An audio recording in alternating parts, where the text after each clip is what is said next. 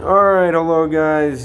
This is just a little bit of a side video here for all you guys that want to know where to go to find the Pokemon that are going to be the best fits for your Pokemon journey. I'm guessing all you guys have played before, but this is just a little bit of a video to help you guys with possible options or the starters. I'm going to keep it short, no more than 10 minutes. But anyway, you want to head to Pokemon database. You type in your Pokemon version, and then, so in my case, it would be Soul Silver. And then you want to type in Pokemon database. So Soul Silver, Pokemon database. I'm pretty sure it's the first one. And you scroll down, you'll find Heart Gold and Soul Silver Pokedex, and you'll end up here. We're not going to be focused on the national decks because I think you want a full team of 6 before getting to the Elite Four. It's just going to benefit you better. Of course, not in all cases. There's actually some super good post-game Pokemon. But for all you beginners out there, kids playing that just want a fighting chance against just one of the toughest Pokemon games ever made, then, this is for you. And I'm just going on set mode to show you guys that even it's possible on set mode. If you guys have been following along, check out my part 1 and part 2. And anyway, let's get into this. So the first starter in the Johto decks is actually Chikorita, but eventually it will evolve into Meganium from Bayleaf. And if we click on Bayleaf, this Pokemon is, honestly, it is not a bad Pokemon whatsoever. I'm pretty sure it gets a lot of love these days. Probably more than you think, but there's its hidden ability, Overgrow. This Pokemon, excuse me, it's early morning again, so I'm gonna have to take a sip of coffee, but this Pokemon with Overgrow will boost its grass type attacks when suffering. Any of the starters will have either Overgrow, Blaze, or I think Torrent.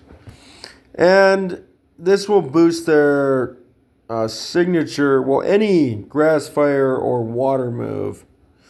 Anyway, Meganium is a really good defensive Pokemon with actually not bad speed and not bad HP.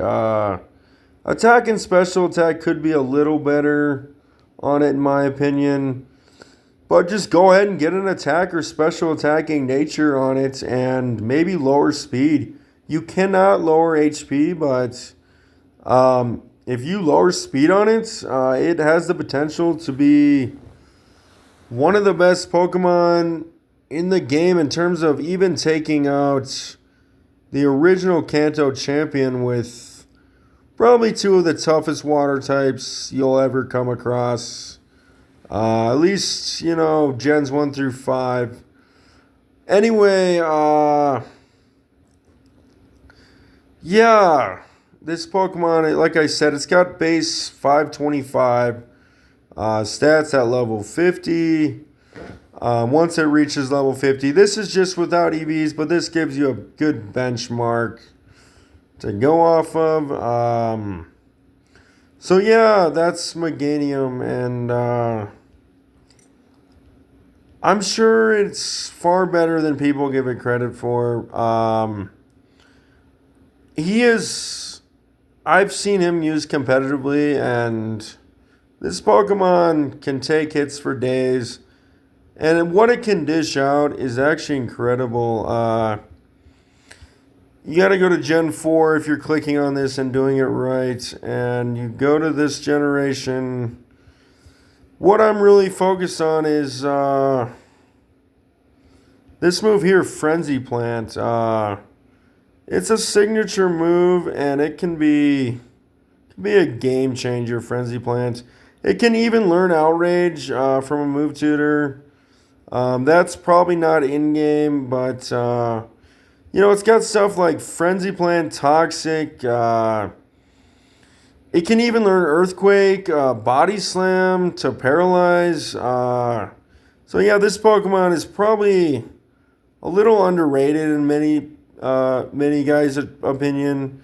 And honestly, the player that plays this might have a more difficult time, even in the beginning of the game. But any of the three starters can be used very well. So don't think one is better than the other. They are all balanced. And yeah, that's going to be Meganium.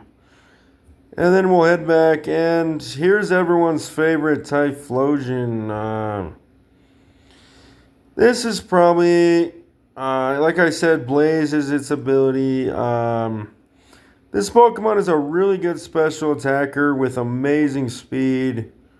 It can sweep teams. I don't think I need to talk too much about this Pokemon. It is probably one of the coolest looking Pokemon, in my opinion. In my opinion. And, yeah, it shows the weaknesses down here as well. You will get a Quailava early, but you will not get a Typhlosion until level 36, guys, so just be prepared. It is the latest evolution in terms of all three of them. And anyway, then we go to the one I went with, which was Totodile, but eventually Feraligatr. And yeah, I love how they don't even include the E in the Feraligatr, but this Pokemon is it's pretty cool looking too, with its claws, its teeth, and it's like spines on its back, plus the coloring is... I don't know about you guys, but blue is my favorite color. And it's the water type. I've always loved the water type in any Pokemon game, but I don't necessarily always go with it. Anyway, this Pokemon has amazing attack with just amazing defense. Actually, it's not even that slow of a Pokemon either. I think it's actually the slowest out of the three of them, but... any of the three starters are going to have balanced stats overall. And probably it might be the best Pokemon on your team. So, yeah, treat it with love and make sure it has high friendship. High friendship is actually highly underrated in any of these gens 1 through 5. You want high friendship on your Pokemon. And yeah, Feraligatr evolves at level 30, or Croconaw to Feraligatr level 30. But Totodile to Croconaw does not evolve until level 18, so you're going to have a bit of a time training it up, but in maybe the early game. Stuff it learns, we have to click on Gen 4. And our Golden Soul Silver. Crunch, Ice Fang, Superpower. Aqua Tail is one of the strongest physical water moves. I think it is the strongest physical water move in the game. And it's just got so many great options. Anyway, guys, we're running out of time, but like I said, I can learn Earthquake, Iron Tail, even Brick Break. Moves you want on it are probably Dragon Claw is a really good move for it. But anyway, guys, that's probably going to wrap up the starters. I might make a separate video on other Pokemon that could be useful in-game. But yeah, thanks, guys. Till next time, guys.